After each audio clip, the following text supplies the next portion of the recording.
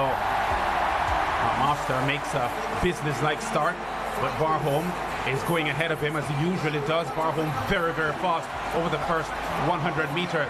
Rai Benjamin responds well and keeps him at bay for the moment. Rashawn Clark on the outside to the left of the screen, trying hard at the moment. Duco from France is also doing some good work. Master has work to do. Rai Benjamin quickens the pace and comes off the turn slightly ahead of Barholm, the defending champion. Rai Benjamin stumbles a little bit. Can Barholm test him here?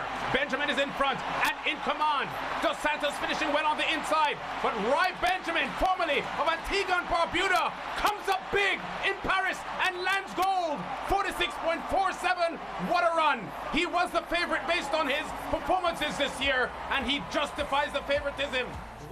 What an amazing run indeed from Rai Benjamin in the men's 400-meter hurdles.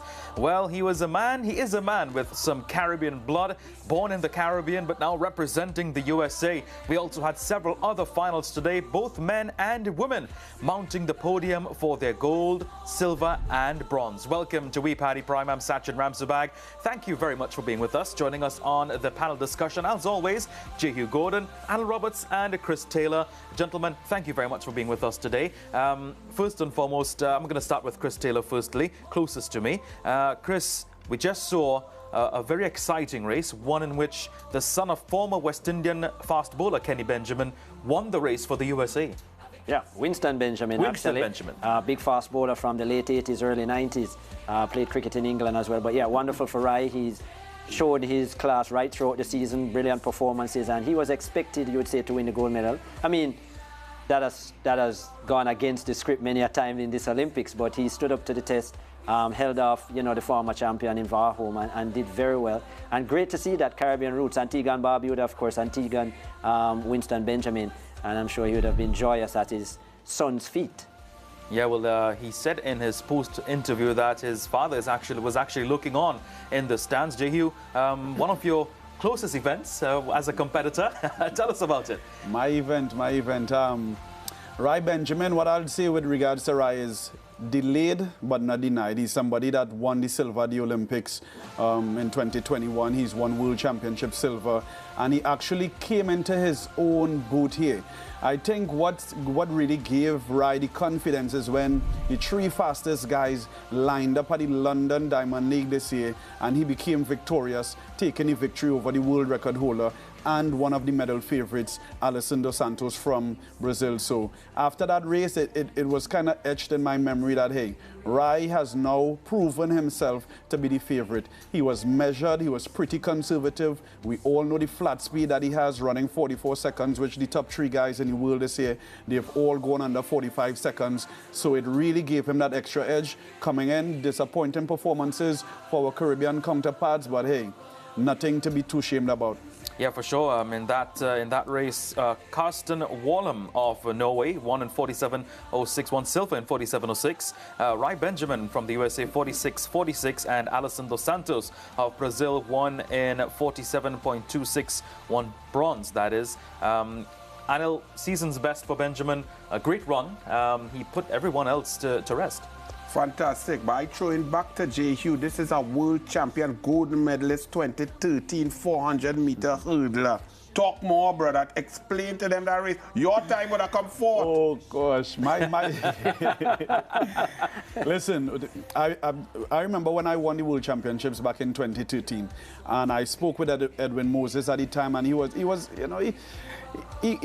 mentioned something to me. He found that since he has done so exceptional over the years, the event has never really kicked on since they ran 47.0, and even the world record at the time, 46.7 by Kevin Young of the USA. So to see these guys, and now they have revolutionized the 400-meter hurdles event. My time, these guys are running the time that I won the World Championships in a semi-final now. So to come and see them running 46.4, this is ahead of the world record that was set there at least over 20 or 30 years now. So just a decade on. Really? Just a decade on. Yeah. And to consistently run these times, back in my day, we would never have thought about it.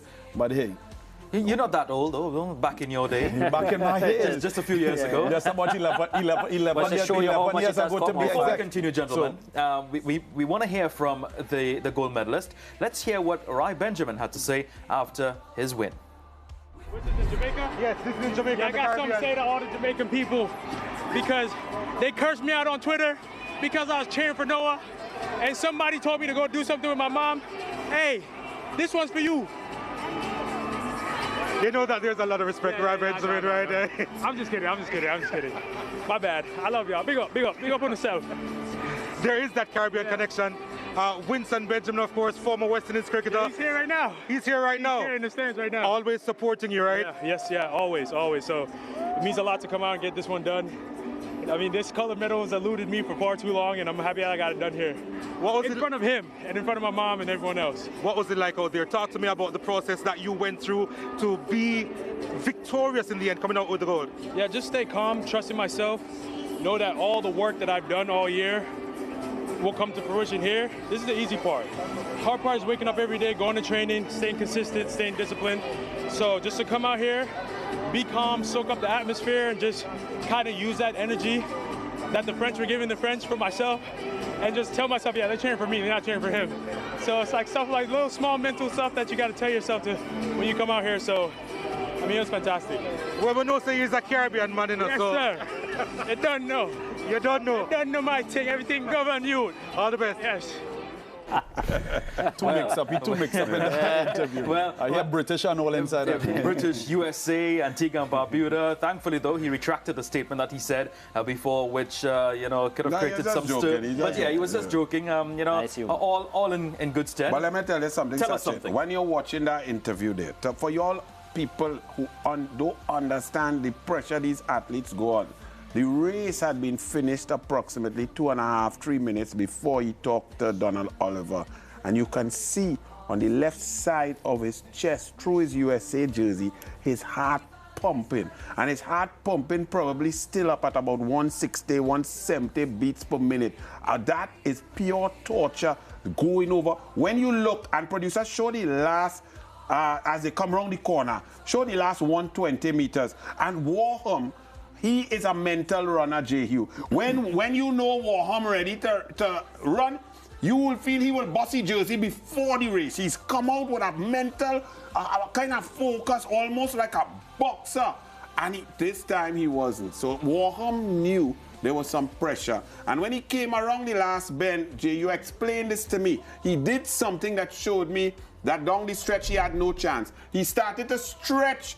He would stretch his stride rate after this hurdle. Watch how he start to lengthen his stride rate now. Rather than, you see how he's stretching, running, trying to take long strides? That means you're going through. He can't turn over because to catch Rai Benjamin, he would have to quicken his stride rate and keep his stride length the same. He tried to overstretch, and I thought that Dos Santos would have gone past him there. Rai Benjamin, the class of the field, look relaxed, look like he could have even gone faster. Yeah, to me, Rai Benjamin has the greater ceiling potential in this race. He's run close to just about 40 seconds flat over the flat 400 meters. But to me, he does not really use his strengths to his advantage. He is the taller guy in the field. He has longer legs. When they set the world record back in the 80s or 90s, these guys were doing 12-step. Rai Benjamin, based on his speed and his physical capability, I believe he has the potential to even take 11 steps. But he doesn't seem to be the aggressive type. And for me, one of my more favorite athletes to watch is Alisson Dos Santos from Brazil. He's pretty aggressive. He's not the fastest, but what he has is really the technical capability to use both legs with the same aggression. Compare Edwin Moses, the greatest. People watching hurdles would say Edwin Moses is the greatest of all time. I think he went 118 races undefeated. Compare Edwin Moses and technology or training. What has changed that these fellas, I mean, it's hard to discuss eras, but these fellas blowing out Edwin Moses. Yeah, these guys are far ahead of Edwin Moses, but the thing is, Edwin Moses, one, he coached himself. right? 2, he did 13 steps for the entire race, unlike Kevin Young, because of his physical capabilities. He was able to do 12 steps on the backstretch and then do 13 the entire race. What we are seeing Rai Benjamin doing here, a guy who's faster than Edwin Moses and a guy who's taller than Edwin Moses, is basically the same pattern that Edwin Moses has done. So to me, he holds back himself. He's pretty limited, especially when you see him on the backstretch or even the first 200 meters of the race. He is pretty reserved to ensure he stays on a 13 stride pattern. If he really unravels, I believe he could take 11 stretch on the backstretch and then rev up come 11. I was about to say, in the last 110, I mean, Anil drew a comparison to Varholm, but in the last 100 meters, you could see where Benjamin, the other runners were getting aligned with Benjamin, and Benjamin actually extended his pattern as well. In fact, I was worried that he was overstriding, and so he would decelerate, but actually, it looked like it was a ploy from him as well. So, as you said, using those longer legs, would he have cut from, say, a 13 stride to a 12 or a 12 to 11 in the last 100? Is that a technique, a strategy? Yeah, normally what would happen is you will do less strides to the early part of the race, and as fatigue starts to set in, you will do more strides. But the greatest advantage in the 400-meter hurdles is to try to stay on your dominant leg. So if you want to use your left leg, which is the advantage in the 400-meter hurdles, it keeps you on the inner part of the lane. Okay. The further out we go from the lane, it means we run a longer distance. So if we stay on the dominant leg for the entire race, it puts you at a great competitive advantage. Chris, just quickly, Jamaica's Rushan Clark did not finish. He hit the final 2 hurdles. The penultimate hurdle, he toppled over but maintained his composure. But the last one, unfortunately, he toppled over and just walked off the track. Yeah, I think a bit of fatigue as well, running blind on the outside. The reason he was hitting those hurdles as well, he just couldn't get that leg up. Just couldn't get, I mean, and as I said, the heavy legs at that point, you're pushing beyond your natural capability, you're feeling everything, and the need to go fast and to get back into the race. I was a little bit disappointed that even though Clark fell away here, that he didn't finish the race. He got a DNF, and that's disappointing for me. I still like, if you notice, Maggie on the inside here drops as well. In fact, Clark didn't drop. Maggie dropped, got up, and finished the race. This is your event. This is your final. And I know Clark would have been disappointed, but I still like to see when an athlete completes the task that they set out to do. Watch, this reminded me so much of my London 2012 Olympics. In the final, my body, my energy levels, they actually dropped. I produced my best emotional resurgence in the heats and then following up with a national record in the semi-finals. So at this point, what it tells me, one, the power output that he's able to generate at the last part of the race, it is definitely not there. But just watching the way how he hurdles, he has to spend a lot of time working on his flexibility, range of motion, and mobility. That helped make my difference between 2012 when I placed 6th in the final and 2013 when I eventually went on to win the World Championships. I mean, even when you think of the Jamaican hurlers, and I was mentioning a couple of them back, I remember Danny McFarlane, Winthrop Graham. Especially Danny McFarlane, I mean, for want of a better word, very ugly hurdlers, if you ask me. Strong, they would say they're strong as lions. Very physical, the ability to run. Danny McFarlane was an excellent 400 flat runner.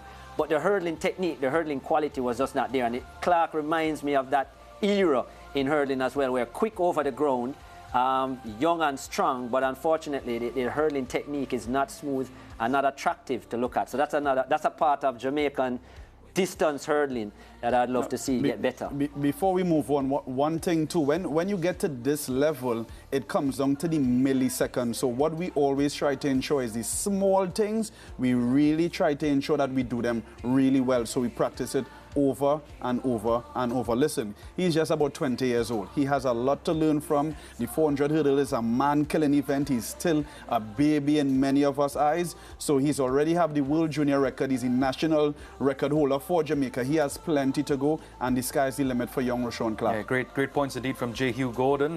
Gentlemen, another event took place today, another final, the men's triple jump, in which Jamaica's Jaden Hibbert, unfortunately missing out by just the smallest of margins. He jumped, his leap was 17.61, and the bronze medal was actually 17.64, done by Italy's Andy Diaz, with Pedro Pichardo coming second of Portugal in 17.84, and Alejandro Diaz Fortune from Spain in 17.86. So, Chris, heartbreak again for the Jamaican athlete, not being able to mount the podium. Yeah, and when he was brandished at the start of the event, I looked at his face, how he came out, his energy. He didn't look overly positive. I was wondering if he actually came, if that knee was troubling him before the final and he knew something was wrong. After his first jump, he went over to the coach and the coach was consoling him. He didn't make a big deal about it, Jaden, but you could tell with the rub on the shoulder from the coach that something just wasn't fully right. Even look at him when he's coming out here. It looks very understated. Yeah, does his little thing, but you can see on his face that something doesn't look fully there. 1775 was his best this season, 1761. As I said, a little bit off of his best. Had he jumped his best, he would have been on the podium. And his expectation coming in that he would have gone even better and probably tried to match his personal best or get onto that 18-meter mark. So I think from that standpoint, that knee is what will be his most disappointing thing, that he was probably unable to give his best effort. But nevertheless, fourth in the final at what, 19, 20 years of age. I mean, excellent from a Caribbean standpoint, and you just hope that he will recover from injury and add to the rest of the medal tables. You mentioned time and time again during the course of our shows over the last 2.5 weeks that the triple jump is the event that you dislike the most in the Olympics or just in sport. Yeah. Well, I like to watch them do it, but I ain't going to do it because every time you see them take that hop, land, skip, and jump, I just feel pain from my ankle straight up through my spine to my neck, right? But, fourth place. But what's the positive? He came off a season-ending injury last year. He was worried. He was not training. Rehab is a tormenting, depressing time for an athlete. To make it through a competition without getting injured, finishing fourth, that's a positive because now he could go, his mind could get back where, the confidence that he could feel and trust in himself to really explode. When you have an injury, when you have an injury and surgery and you come back and so on, the doctor could tell you you're good. Boss, you're good. Look, the scan say you're good. Look, the MRI say you're good. But in your mind, you're a little bit scared to let it loose because you don't want to feel that pop. You don't want to feel that pain. And you somewhat wonder if that was the issue there. That in his mind, he's thinking he doesn't want to go back to the World Championships last year where he... Exactly, because if he let it go, it's always a fear that something happened. But now that he's gotten through, he has to work on that mind and come back confident. Unlike in the 110 hurdles, where we saw Rashid Broadbelly yesterday saying to himself, I am not going to tape myself up. We saw him out there and the entire knee was bandaged up. So it was worrying him. It could probably have been clear on his face. Well, Arnold spoke about the positives. Let's hear what Hibbert had to say, whether he accepts the positives and maybe mentioned something he could have done better. Hibbert, 17.61 meters you did. What was it like out there? You came fourth just outside the medals. How did that feel?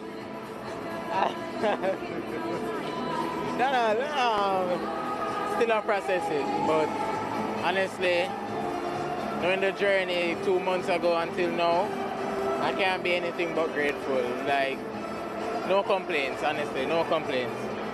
You know that Jamaica is proud of you, and I know that you take a lot of heart from this performance based on what you've gone through. I know that you've kept it private, but can you put into context what it has been like these last few weeks heading into these Olympic Games? Well, a lot of compromise training, I would say. Certain things that I would usually do before the championships, I couldn't do it because of such and such. But I still pushed through. I almost quit, honestly. I almost boycotted the Olympics. And I said, hey, I'm going to give it all I got. I came out here, I gave it all I got. Even on that, I think it was the fourth jump where I kind of bailed out. I felt something in my glutes. I jammed my glutes on the track, so I kind of felt something, but I just stopped because, I'm 19. I have a fruitful career ahead of me, so I'm just taking it championship by championship. But hey, fourth place at the Olympics is crazy, So I have to give God thanks. What does that say about your future, though, in terms of if everything comes together injury-free? Are you excited about that? Yeah, honestly, it's also a learning curve with Coach. I'm Coach's youngest athlete, he's also still learning. I'm still learning. We're trying to maneuver programs and stuff like that, stuff that will work with, stuff that he would use to work on probably like, Kerry or Wayne. It won't work for me because my body can only, take so much. I'm so young, but yeah, kudos to Travis. I thank God for him every day. You know, he shows up for me, and I'm dedicating this fourth place to him. But overall, a very good game for you. Yeah, honestly, right now, I'm going to relax. I'm tired. Brother, Jamaica, the Caribbean is so proud of you. Congrats again. See you in the near future. Thanks, bro. Yeah, very nice to hear from the athlete, especially after completing his event. And a difference in response there over the last few days. We saw emotion, we saw crying, we saw pain from the interviews after the events. Now we're seeing a light moment. Yeah, which I don't like, because clearly his injury and when he says he's worried about he's young, and he has a long, fruitful career.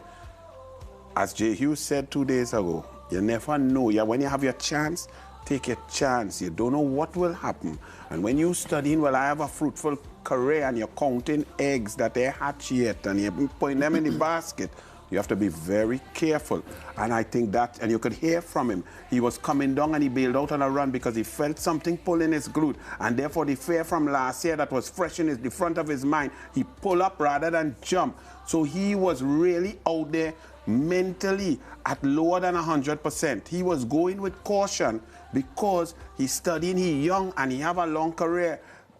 I ain't really like that. But as a coach, could he be faulted though for being positive and putting positivity out there to ensure that is what it takes place? Well, Speaking into believing. It's not really positivity because you're at an Olympics. You are there. You went through the rehab. You have to have some trust and faith. You see, lots of people talk about God and God and God. But what God teaches is trust and faith and go out there 100%.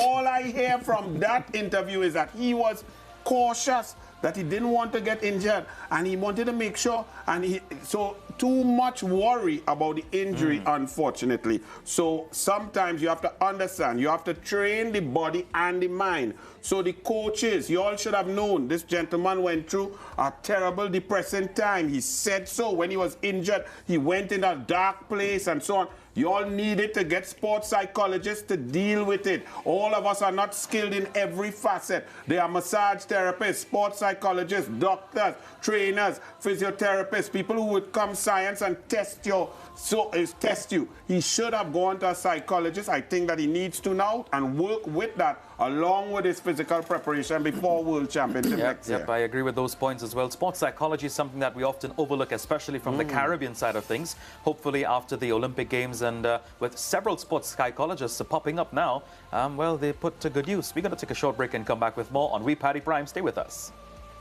From every nation we come to compete. With passion and courage, our hearts beat.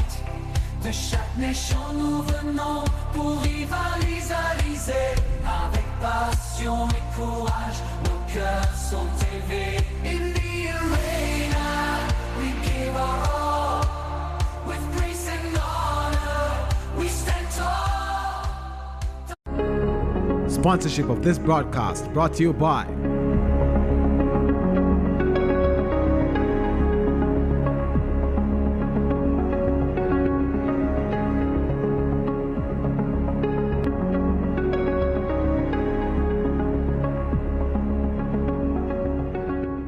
In a world where our dreams sometimes seem so far away, Digicel is the partner that brings us all together. Stay connected this summer at home or on the go with Digicel Plus Home Fiber or a Prime Broader plan. Enjoy premium access to the action anywhere you're there. One side, one Digicel. One Jamaica. Digicel. Better connected. Be terrified by the line that went on forever, where one man is trapped in a never-ending car insurance payment line. Wow, that sounds like a nightmare. Right?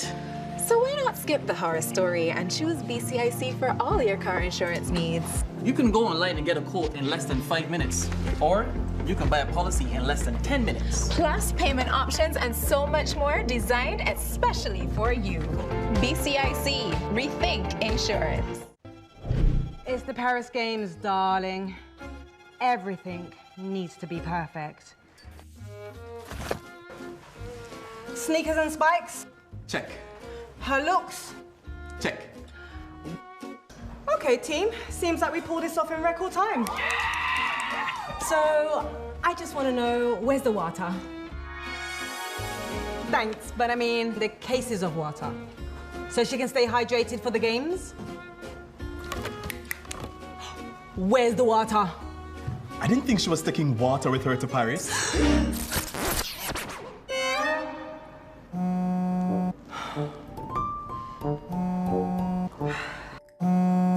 Hey, Jacko!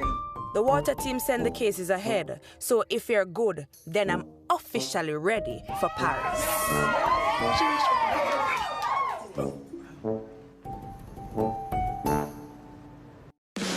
Track and field, swimming, or any sport. Place your bets on the 2024 Olympics and more at betcagesports.com and enjoy the payouts. Now available on Barbados, St. Lucia, and Antigua Barbuda.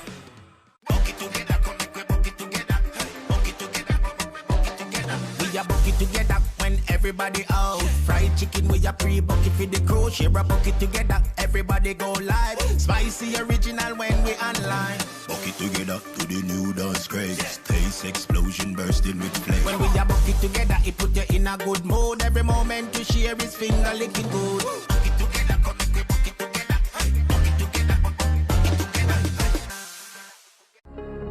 Sponsorship of this broadcast brought to you by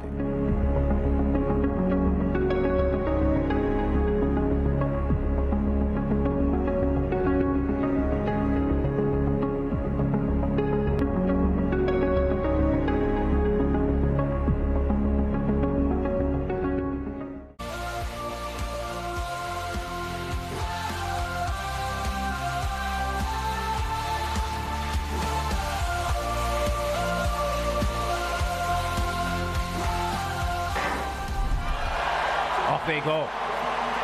Strong start for Amber Anning.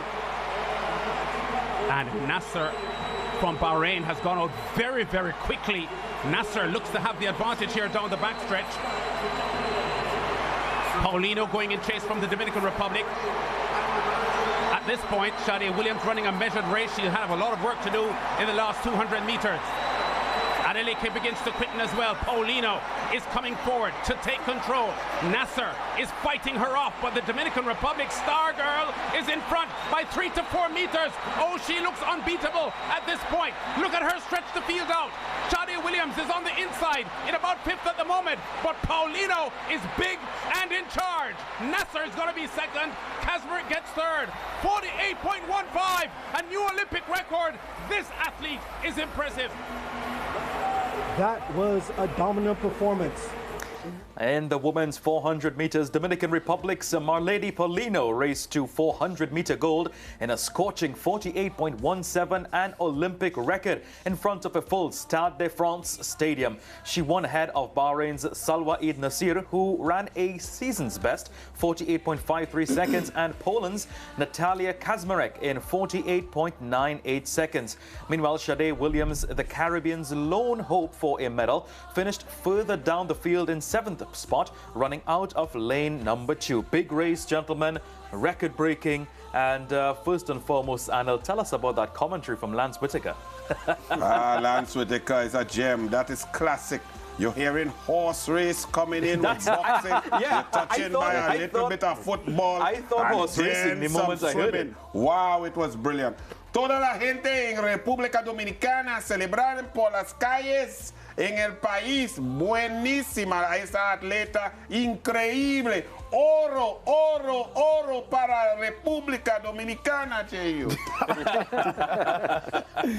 Oh, gosh. Let me just tell you, no, Paulina. Tell us what you just said. First and foremost, we is Caribbean, we is SportsMax. República Dominicana, that Caribbean, that we taking that gold medal, that is we own. I mean, all the people, that was class. That really reminded me of the Cuban Guantarena, a female version. The way she was gliding, and as Lance said, tall, big, because she looked big. When lactic acid hit you, you just get small, you just get short, you just get tight. She was flowing. That race was easy. She shut off with 10 meters to go. NASA had a great race, but over the years, the last 2 years, she's put on about 6 pounds. Now, you have to be careful. When you put on weight, especially in a 400, you have to carry that. So some people feel, I'm going to bulk up, I'm going to put on muscle. Dos Santos is so skinny and so, yes, but whatever you add on, you have to carry the distance. You have to train that new muscle. So you might be stronger in the gym. If you don't do the correct sort of gym work, if you don't do the correct sort of cross training, it could actually hinder you. It was a brilliant gold medal for Paulina. She was the best by far. And for a while, I thought Ireland was going to get something. But then, as Chris said, her head started to shake. And once your technique goes, she did get something, but that's not a medal.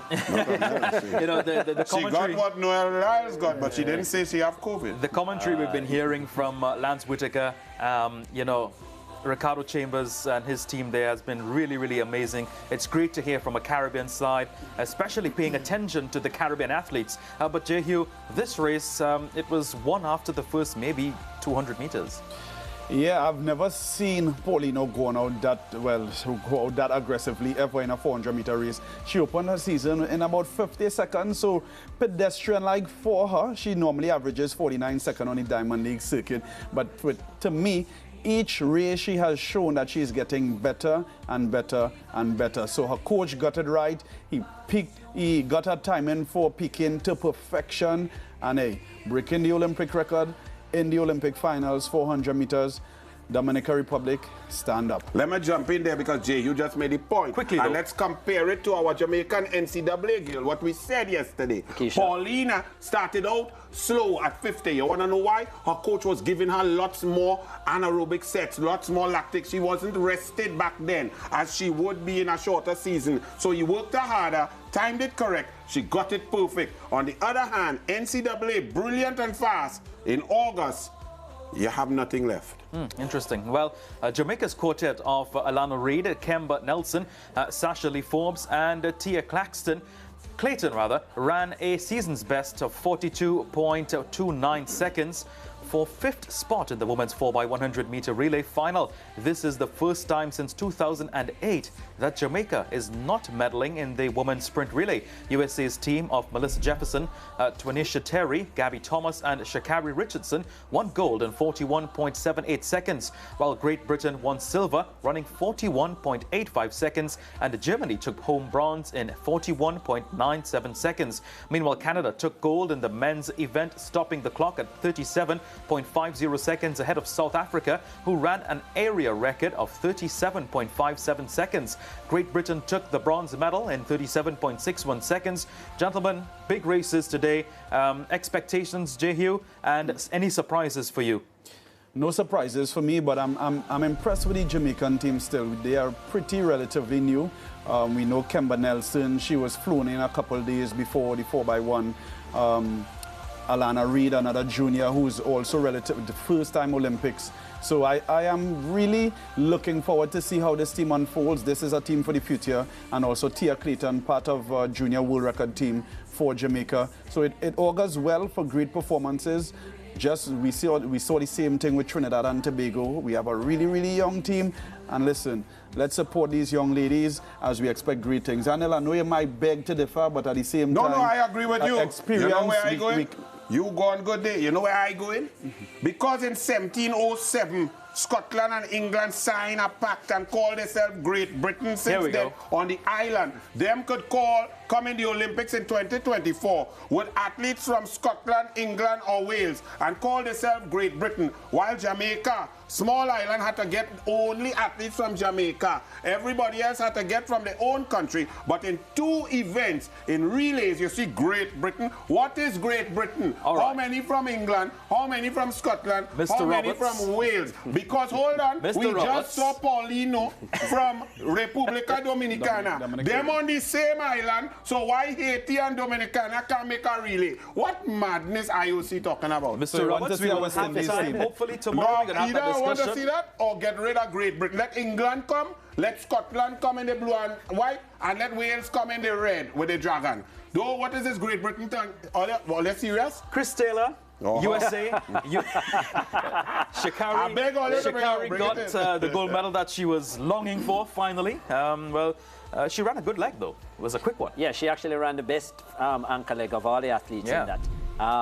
Good win for the United States. They were expected to win, but I mean, as we have seen over the time, over the years, how many times the USA have messed up sprint relay finals. The men did it in terms of messing it up along the way, and the women getting it done. So that would be a big deal for them. Sha'Carri getting her goal, but as I said, a bit expected. The USA were the best team coming in. No threat of the world record there, but yeah.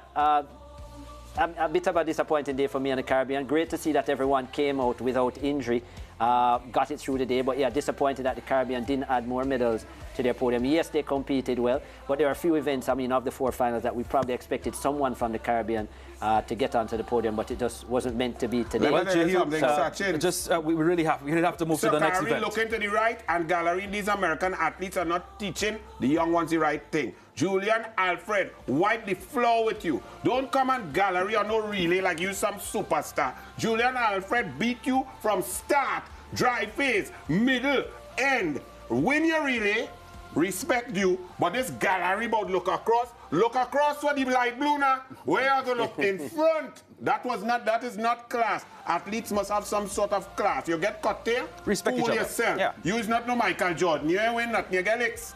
All right. Now, the Mets. There's a new generation of sprint. They're wrong. The new generation, they celebrate the point, the hands in the sky. Yeah, but he said, be a showman when you win your individual. We don't know what's going on behind the scenes. They kind of trash talk. They like to talk about his, the Crawford in the courtroom. Oh, gosh, but she came out and win too. She easily win, she lost. Let's move on now to the men's 4x100 final. Jehu, Canada, with the season's best of 37.50. Andre de Grasse, 8.89 in his leg. Yeah, Andre de Grasse is the type of athlete that you could... Where did that come from? No, it's not that way it could come Genetics. from. Canada actually won the World Championships on the U.S. home soil back in 2022 Oregon. So Canada, to me, was always an outside favorite, with the Americans being prime favorite. Noah Lyles over the anchor leg may have proved a little bit difficult, but the foot speed, the difficulty with the U.S. is the baton exchanges, and time in after year, we've always seen the U.S. And we just saw it. We just saw it. The U.S. actually did not. So if we watch on the inside, they got disqualified. China is actually in first position here, and the U.S. had to run all the way back. Look where the U.S. is. That's a Japanese team, yeah. Japanese team. Yeah, so Great Britain running back, Akani Simbini from South Africa running back to take. I never had South Africa for a medal in the 4x1. I heard is the problem?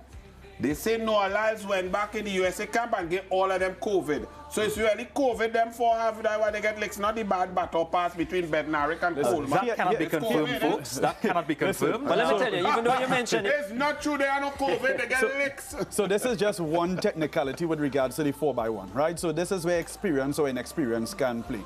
Obviously, the speed, if you watch the speed of the first leg, Christian Coleman is probably by far one of the world's fastest accelerators at the moment, right? Starters, accelerators, however we decide to term it. But what could happen is sometimes you are in your lane, and the way how you are viewing, looking back for that small marker, in most instances, it is just a piece of tape. And what you could do is misjudge your tape for someone else's tape. He went up way too early. 10, 15 meters early. I've never seen that in my entire life. Surprises today, guys. Chris, sorry, I really have to take a break now. But, you know, really big surprise there. The USA did not complete the race. They were disqualified because the baton did not pass on time. But we continue our discussions on Way Paddy Prime. It's a steamy one today. Stay with us.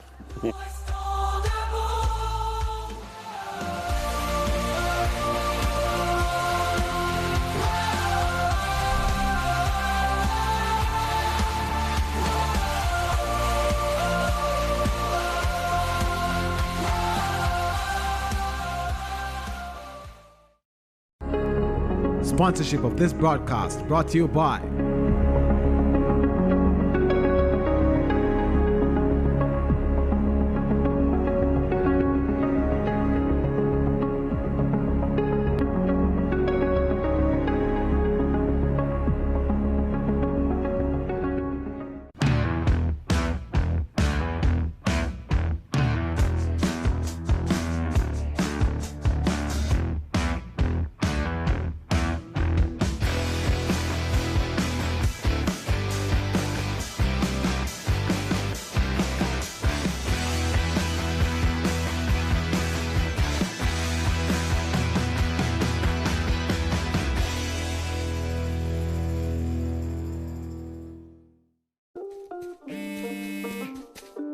Hey,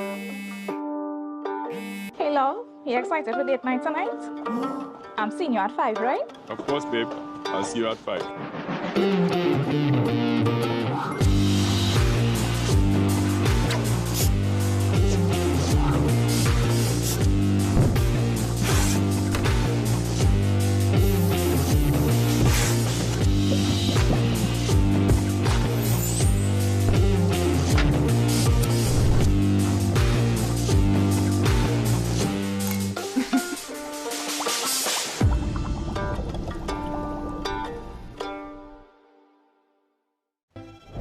It's the Paris Games, darling. Everything needs to be perfect. Sneakers and spikes? Check. Her looks? Check. Okay, team. Seems like we pulled this off in record time. So, I just want to know, where's the water? Thanks, but I mean the cases of water. So she can stay hydrated for the games? Where's the water? I didn't think she was taking water with her to Paris.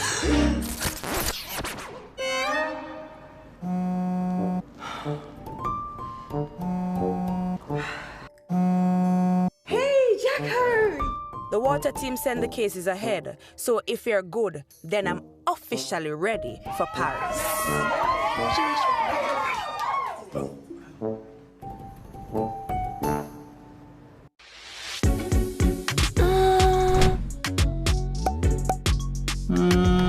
Life come with plenty tough decisions. But you know what not hard? Deciding which flavors to get on your amazing 4 pizza. Pepperoni, Hawaiian, chicken chunks, vegetarian. There's no pressure with Pizza Hut's amazing 4. You get 4 juicy flavors with 1 less choice to make. Pizza Hut, now that's delivery. In the heart of Kingston's business mecca is a 17-story gem.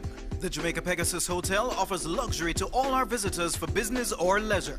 Relax in one of our many deluxe suites with mountain or pool views. Savor the array of culinary delights in our Blue Window restaurant. Enjoy complimentary breakfast or visit our 24/7 cafe.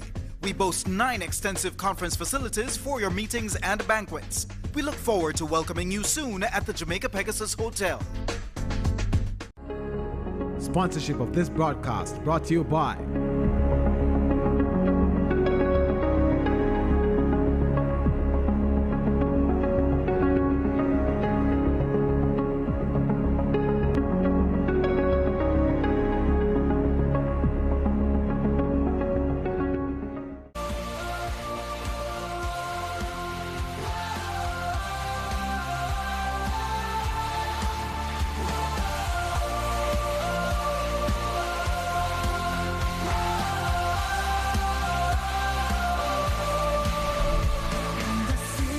The women's 100-meter sprint hurdles is widely considered as one of the deepest field at the Paris Olympic Games. Well, Saturday's final will have 2 Caribbean athletes facing the starter.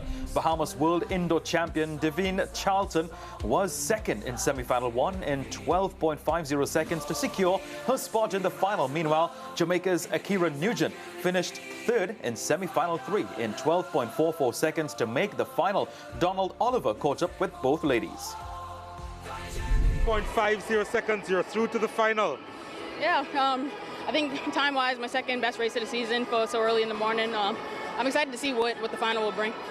You seemed very composed during the race. Yeah, that was a goal I kept telling myself all last night when I was visualizing the race, that I'll have a good start, everybody's going to come charging at the end, so I just have to hold my composure and stay calm through the line. Anything that you can add heading into the final now? Probably. I'll have to watch the race over, get with my coach, talk about what he saw. It felt pretty good, but it's always something to fix. Akira Nugent, 12.44 seconds. It was an insanely difficult semi-final based on the lineup that we saw. What were your thoughts heading into that race? My only thought was just like, these are ladies that I will be continue to compete with in the future. So all I had to do is just hold my composure. And the only thing that I really wanted to do was just make it to the line, because it took me a lot to get here. It did, and you made it to the line, and Jamaica's only representative in the final. What do you take away from this semi heading into that final? Well, I just have to take it with a little level of grace and just thank God because he showed up for me today when I wasn't sure if I could show up for myself. So I'm just grateful for the little things. Looking ahead to that final big time? Well, if it's the will of the Lord, it's the will of the Lord.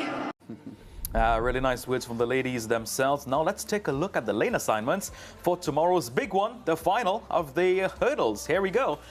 Samba Melia of France, Nadine Weiser, Netherlands, lane 3, lane 4, Stark, lane 5, Russell, lane 6, Johnson, lane 7, Camacho Quinn of Puerto Rico, lane 8, Charlton of Bahamas, and lane 9, Nugent of Jamaica. Chris Taylor, how do we look? Yeah, I think the Caribbean is on the outside looking in. I think Devin Charlton 12.50, Nugent 12.44. Not the best times coming in. They both will have to do a lot better in the final if they're going to get on the podium. But as I said, in the sprint hurdles, you just never know. You know, it just takes a clip of a hurdle and a runner is out. The time, there's not a big disparity between the times in this final. I think the athletes are a lot closer than probably we've seen in previous years. But I think right now, Camacho Quinn, the defending champ, and the Americans are favored to get on the podium. The Caribbean will have to put up a stellar performance, which is possible, and they have the capability. But I don't think they're the favorites for the medals. Our specialist hurdler analyst, Jehu, the Puerto Rican, definite favorite. Defending champion, I'll put her in terms of medal position. And Caribbean, may I say? To an extent, we'll put her in there. Yeah. So I'll go with her. I'll also choose the national champion for the US this year, Alicia Johnson. And then I'll, fingers crossed, Devin, world record holder indoor 60-meter hurdles, defending champ in the indoor 60-meter hurdles. So I'm backing Devin. Come on, Devin, let's go. Akira Nujet, we're still rooting for Jamaica. But yeah, those are my top 3 with regards to Alicia Johnson, Jasmine Camacho Quinn, and Devin Charlton. I love how you answered my question before I asked it. You gave us the prediction before I asked. I took front before front took me. Excellent. Anna Roberts. Quickly, Dominic, Puerto Rico. I don't know why you choose hurdles. Only geographical. When you are going into professional sport, you would like opportunity to give yourself a chance to succeed. So you see in jumps, you have 3 jumps, and if you jump good, you get 3 more jumps. Yeah, in throws, so on. And 100 meters, if your mind drifts at the wrong time, you lost. 110 hurdles is the most torturous, risky, anything could happen. One of the best hurdlers I've seen in the last 5 years, didn't even make the US team, Harrison. She, 3 years ago, was in some form, and she broke the world record and was looking good, and then bam, come forth, now not in the Olympics. So the Puerto Rican is the favorite. However, this race, any number could play. So if you are a betting person, don't bet on nobody. So leave it just so. But Puerto Rico, the thing is, the 100-meter hurdles event is the most competitive event across all track events. So we've seen the world record holder is not there, defending world champion is not there, so it's always interchangeable. It's hard to call it top 3, but those are my 3 that I'm going in with. So you're predicting, Jehu, that based on all the finals that we have tomorrow, this may be the tightest one, the most exciting one. Yeah. It will be the tightest. Small margin Photo finish, get ready. The small margin and the reason I'm going with Camacho Quinn in Tokyo, she had some long eyelash show that was flapping down, and she take them off now, so she got a little faster. But anyway, it's 3 medals. It's one I wear both. Well, you're giving 1 medal? You're giving 1 medal? 1 medal, me calling nothing else, because anybody else could come up there. Well, let's take a look now at the medal table from the athletics side of things first up. This is going to be interesting. For sure, I think the USA may maintain their top spot. They had several anthems today. Yeah, here we go. USA, 11 gold and 29 in total. Number 5, Canada, 3 gold and 4 in total. Kenya, position number 3, 2 gold and 6 in total. Spain, 2 gold and 4 in total. And the GBR, 1 gold and 7 in total. The GBR there. Jamaica in position number 6 in the top of the table. Here we go. Yeah, that's it. That's a look at the athletics. How they divide that 1 gold? Wales get a 1/3, Scotland a 1/3, I'm and not England sure, a 1. but that's a look at page 2. St. Lucia still in that position number 12. Falling out the top 10, unfortunately for them. Dominica is still there. Grenada in the mix of things in the second page of the athletics medal table. And yeah, from a Caribbean side of things, not too bad though when you take a look at the representations. Fall out and nothing. St. Lucia population small. St. Lucia have a gold and a silver. Them on top. Dominica second. Here we go. The overall one, USA still on top of things. Medals 33 gold, per capita, 33 gold medals, Correct. 11 in total. China 33 gold, Australia 18 gold, Japan 16 gold, and GBR they're on position number 5 and 14 gold, tied with France with their gold medal count. The host nation 6th spot with 14 gold, but just going lower based on their total medal count.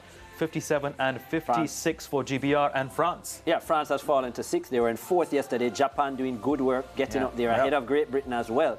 So yeah, the USA and China tied, because China did win a couple medals in canoe today. And again, I'm just really impressed with their diversity in terms of we spoke heavy about events. China and Japan now spreading their medal count, not just with pistol shooting and archery and diving and so on, but now it's a big discipline. Yeah. They won in table tennis today. They won quite a few medals there. They also won, as I said, in the canoe event. So yeah, it's good to see the diversity from the Chinese and Japanese. Work ethic is always good from those two nations, and it has shown right across the sport. We saw the Chinese winning a sprint semi-final, relay, coming into the final yesterday in the medal, but they were very competitive as well. Japan was in the final too. Yep. So well, great to see. Interesting. Can those medal counts continue tomorrow? Well, you want to stay posted to all of us here on We Party Prime. We're going to continue giving you the best in recaps and the best in analysis only on We Party Prime. That's it for today's show. Thanks for watching. We'll see you soon.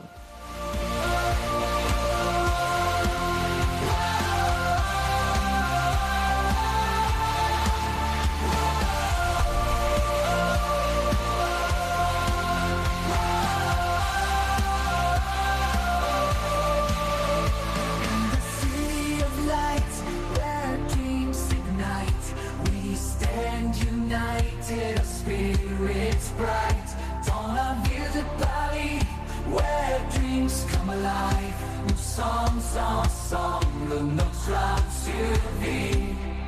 Glorious, we rise above. In the gates of unity, we find our love, glorieux. Nous nous aimons dans les jeux d'unité. Nous trouvons notre éclat.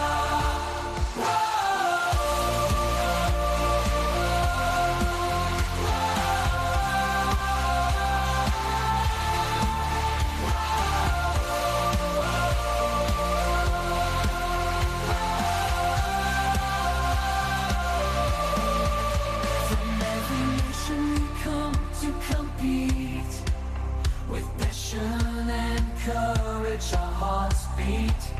De chaque nation nous venons pour rivaliser. Avec passion et courage, nos cœurs sont élevés. In the arena. Sponsorship of this broadcast brought to you by